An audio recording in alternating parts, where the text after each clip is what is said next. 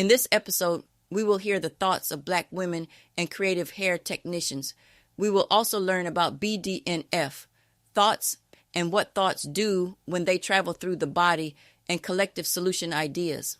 I don't know why this beautiful baby girl lost some of her hair in the back. The talent of this braid designer is what we know and what we are proud of, and that is our braid heritage. Hair, BDNF, thoughts, little Black girls, and solutions. Let's get started. Oh yeah, growing happiness with Dr. C. Alchemy for your soul. The Transformation Podcast. The Transformation Podcast. Welcome back to Growing Happiness with Dr. C. Today we are doing a deep internal literacy dive. We are tracing where our sustained thoughts go in our bodies. We are also introducing BDNF. Understanding BDNF, we have a way to change our emotional state.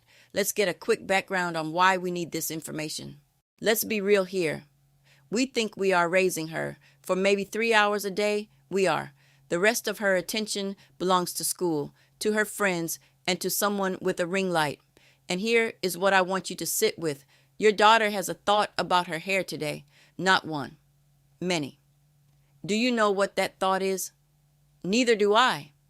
And neither does she, which is the part that should worry us both, because she is not old enough to know that a thought is something you can catch. She does not know it is something you can question or put down or replace. So it does not get caught. It repeats. And a thought that repeats does not stay a thought. Hair, BDNF, thoughts, little Black girls, and solutions. Let's get started.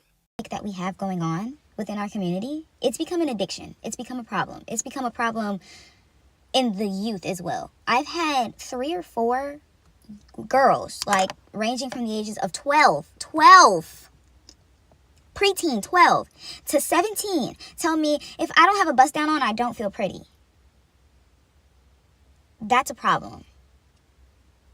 It's time to snip this in the bud. That knowledge that we accumulate trickles down instead of the hate that we've accumulated trickling down. So as a natural hairstylist of over 13 years, with my salon, with my best friend, oftentimes when I'm live streaming, I always get asked questions from parents that want to know if I am someone that does children's hair. And about, I would say like 5 years ago, I made the conscious decision to stop doing children's hair. In light of this conversation about natural hair, and how people are prioritizing their wigs and less with their natural hair and things like that, it reminded me that the real reason why I decided to stop doing children's hair is because your kids don't like their natural hair. I don't mean that in like a judgmental way. As someone that literally just specializes in just natural hair, I don't do silk presses, I don't do hair addition. Like, I work with the hair that you walk in with and you walk out with the hair that you walked in with. We tailor and cater our salon to people who like our work, people who like their natural hair, who are comfortable with wearing natural hairstyles. But when a lot of you parents are bringing your children in either because you're fans of me or because you want to encourage your child to like their natural hair, I can't make your child like their natural hair. It's funny because me and my best friend were like driving home from work and we saw these middle schoolers get off the school bus. All of the little girls were either in boho box braids, knee-length braids, or they were wearing wigs. These are children that are 12, 13, 14. They are in wigs. We only saw one little girl with just her natural hair. And then when your daughter comes in and I see her natural hair, I'm excited because I'm like, oh, this beautiful little girl with this beautiful head of hair. And then I go and I slay natural hair just like I always do. And as I see the little girl turn to the mirror, I see her overcome with worry. I see her overcome with anxiety. And then I see her tearing up. And then I ask her what's wrong. And she tells me, I don't like it. Then I ask, well, what don't you like about it? Because she showed me a picture, like, you picked the style. Then I go back and look at the source picture, the inspiration. And of course, the style she's looking at is a style of hair addition. She likes the style. She just doesn't like the style on her natural hair. And she's crying because she's looking at it. She doesn't like her shrinkage. She doesn't like her texture. She doesn't like her density. And then she's asking me to take the style down. And I'm trying to get to the reasoning behind what we can do to make this work. And then I realized there's nothing I can do because you have not sat down and done the work with your daughter. You have not led by example for your daughter. And now your daughter is sitting in my chair and she's crying and she feels insecure and she doesn't feel pretty or beautiful because she doesn't have extensions in her hair. But being in situations like that, I feel hopeless, useless, and powerless, because I know as soon as she leaves my chair, she's going to go back to the boho. And then when she can't get the boho, maybe alopecia, maybe her hair is too damaged, maybe it's too thin, then she's going to start wearing the wigs too. And then she's going to end up living in a wig just like everyone else. And it's not going to be because she has the choice to, because she wants to switch it up. It's going to be because that's the only option for her. What happens to you? Please let me know in the comments. This is probably one of the most hardest videos for me to make. But being a BOK woman is so hard. From the time when I was little and having to learn what beauty truly meant, baby, I grew up with short hair. I always got teased for having short hair. My hair never really grew because I started putting chemicals in it. Because in the eyes of them, you were only beautiful if you had perms and weaves and stuff. So I got really heavy into perming my hair, consistently putting weave into it. And what people don't want to talk about is how addictive wearing weave can be. I feel like I was only beautiful when I had wigs and weaves in my hair. And now that I am 30 years old, I am still suffering with the after effects of wearing it. And people don't talk about it. Some of y'all just say, oh, it's people expressing themselves or it's being creative. No, it's not. It's very much deeper than that. I am 30 years old and I cannot walk out the house without covering my hair because I was told that I was not beautiful because I didn't have long hair. My hair didn't grow like everybody else. My hair never grew. And because I damaged my hair for so long, it never grew. And then it got to a point where I feel like I wasn't beautiful if I didn't have it on. Like, I still, until this day, cannot find beauty in myself unless I have a wig on. And I'm telling y'all, teach y'all little girls that they are beautiful without makeup, without wigs, without weave. Tell them that they are beautiful.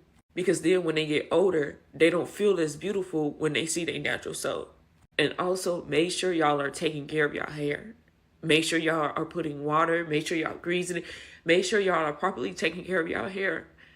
I am now dealing with scalp issues from wearing wigs and weave. And y'all not talking about that shit. Y'all not talking about the damage that comes with these wigs and these weave. It's very much serious. Like, I always got bullied because my sisters, they always had beautiful long hair. And I was always the girl who had thick eyebrows. I was always the girl that was told that she wasn't beautiful because of her hair. And I'm telling y'all, please take care of yourself. Learn to love yourself because ain't nobody gonna love you the way that you will love you. Like, I literally got on my knees today and I prayed to God and I asked God to help me with this. I'm struggling with my self-esteem. I'm struggling with who I am and I just want to feel beautiful. I want to take the wigs and weave off of my head.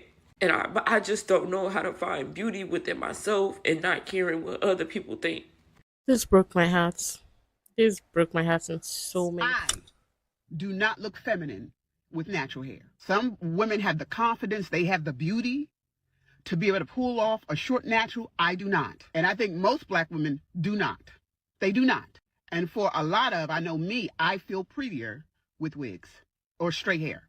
I feel prettier. I feel more feminine with hair, wearing hair that mimics another race of people. And I know that's a shame. And I know that's some internalized self-hate. But listen, my eyes aren't fooling me. I don't look, okay? I don't look that good. I wonder if the previous women that told their truth could have been helped with an intervention about BDNF. It is time for us to gather our internal tools, name the pain, and put some action behind what we learn. Time to learn about BDNF. How does negative media about natural hair trigger BDNF suppression, blocking the brain protein that builds confidence? We treat it like a self-esteem issue, but it's actually a measurable biological barrier. Take a young black girl constantly scrolling feeds that treat her natural texture as a problem to fix. Each absorbed message converts into a physical, chemical signal. It travels down into her brain's cellular web, interacting with a crucial protein. This protein tells her brain cells to survive, repair, and build new connections for resilience. It's called brain-derived neurotrophic factor, or BDNF. A single negative comment is fine. Normal BDNF output easily repairs isolated stress. But the sheer volume of modern algorithms traps her body in a chronic fight-or-flight state. That constant stress actively shuts down BDNF production, starving those neural pathways. But we can interrupt the signal. When trusted adults name the lie out loud and model natural hair pride, it brings her body out of stress, restarting BDNF production. Those pathways for emotional resilience begin to rebuild. So the next time she picks up her phone and scrolls past that exact same negative algorithmic feed, her newly rebuilt neural pathways physically protect her self-image, completely stopping the harmful message before it even lands. An epidemic of traction alopecia is currently dismantling the scalps of Black women. At the microscopic level, the process is violent. Thick, resilient hair strands fraying, weakening, and snapping under extreme mechanical force. Medical assessments usually focus on the external culprits, the heavy weaves, the tight braids, and the harsh chemical relaxers used to achieve specific aesthetics. The damage originates deeper than the salon chair, starting as a stress loop that ripples through the entire body before the first braid is even installed. We have to examine the biological cost of cultural expectations. When a narrative labels natural coils as inferior or unprofessional, that internalized message acts as a physical force, degrading the hair's integrity from within. Thoughts about hair are literal physical catalysts. They trigger a destructive chain reaction that changes the very chemistry of the scalp. To see how a thought becomes a physical symptom, we have to look at the biological ladder. Every experience starts with an atom. Atoms bond into molecules, and molecules chain together to form proteins. These proteins serve two roles. They are the physical building blocks of your organs, skin, and hair, but they are also active messengers that carry instructions between your cells. This network forms a protein map, your body's internal messaging system. It is through these pathways that the chemical signals generated by your thoughts and emotions reach your physical tissues. Hair is 90% keratin, a specialized structural protein.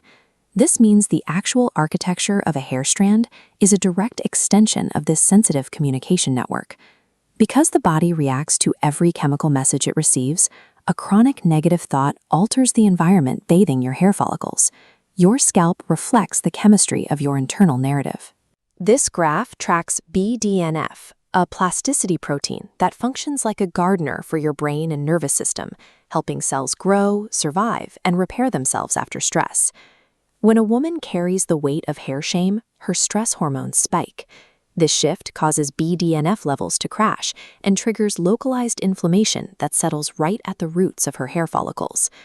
Persistent inflammation weakens the follicle's grip, making it difficult for the scalp to maintain the rigid keratin structure of the hair. The behavioral response to this internal stress is often to hide the natural hair under more tension, using tight wigs, heavy weaves, and braids that pull on an already fragile foundation. When relentless mechanical tension meets a scalp already chemically weakened by stress, the protein architecture simply fails. The hair is literally pulled from a foundation that can no longer support it. Traction alopecia is the biological result of a compromised internal ecosystem meeting harsh external friction. Identity-level thoughts become stress chemistry. That chemistry dictates styling choices, and those choices eventually lead to the medical reality of balding. This cycle is now being passed to the next generation. Little Black girls are absorbing social media narratives and cultural critiques about their natural coils before they even understand the biology. Chronic messages that a child's hair is wrong initiate a destructive chemical cascade, dropping their BDNF levels and altering their hormonal balance long before they reach adulthood.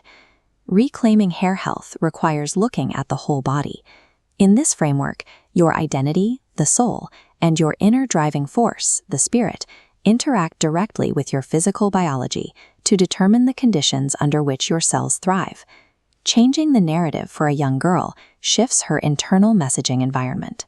By teaching her to love her hair, we support the healthy protein signaling needed to protect her physical resilience from the inside out. BDNF might be a new concept for us to understand. Our point in bringing this into our conversation is to demonstrate chemically and scientifically how deep our thoughts go in our bodies. In terms of our little Black girls, we must understand that one day They will be the leaders, mothers, and teachers in some form. There are many groups that are addressing this issue. For our part, we want you to understand the depth of thoughts in order for more of us to be able to collaborate on solutions with the science in mind. This is not a hair problem. This is a thought problem. The comb is not the problem. Black women don't need hair advice. The real damage is from the daily messages she absorbs. This guide is for anyone supporting a black girl who feels shame about her natural hair. It's for parents, teachers, counselors, stylists, and youth leaders. It helps shift focus from hair care to brain care. A thought does not stay a thought. Experiences convert into physical chemical instructions that build or break the cellular web, shaping our very being. BDNF is the biological material behind confidence and resilience, but chronic stress blocks its production, weakening our pathways to feel secure. The biology hasn't changed. The volume has. Dozens or hundreds of images an hour, curated by algorithms. Imagine scrolling through your feed and seeing dozens of curated images every hour. Algorithms push content without any care for your emotional well-being. In our Little Black Girl intervention, we offer 5 phases. We recommend at least 5 to 6 weeks to complete these phases. Phase 1. Audit the signal. Map what she absorbs without judgment. Consider her media, comments, environment, and voice. Phase 2. Change the ratio. First, audit what she's seeing. Then counter it. Follow creators with pride. Add positive books and toys, and model that pride yourself. Do not let a negative message pass in silence. Name it out loud. Then, breathe slowly.